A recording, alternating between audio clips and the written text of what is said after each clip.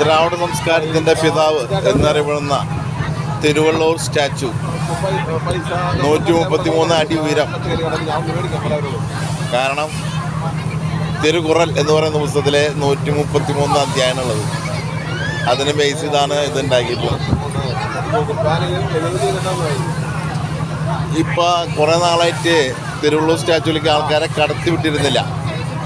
ഇപ്പോൾ തമിഴ്നാട് ഗവൺമെൻറ് അതിലേക്ക് ഗ്ലാസിൻ്റെ ഒരു പാലം ഉണ്ടാക്കിയിട്ടുണ്ട്. അതാണ് ഈ പാലം. ഇതാണ് ഇപ്പോഴത്തെ കന്യാകുമാരി അട്രാക്ഷൻ. ഈ പാലം കാണാൻ വേണ്ടിയിട്ടാണ് ഞാനും ഇവിടെ വന്നിട്ടുള്ളത്.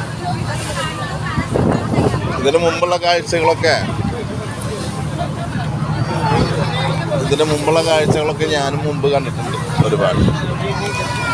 ഈ കാണുന്ന ജനം മൊത്തം അത് കാണാനാണ് വന്നിട്ടുള്ളത്.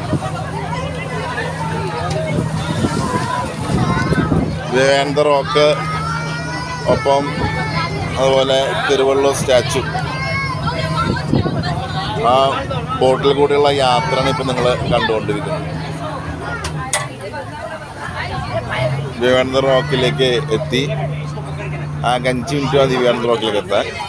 ഇനി വിവേകാനന്ദ റോക്കിലെത്തി വിവേകാനന്ദ റോക്ക് കണ്ടിട്ട് വേണം അവിടുന്ന് നമുക്ക് തിരുവള്ളൂർ സ്റ്റാച്ചുവിലേക്ക് പോകാൻ.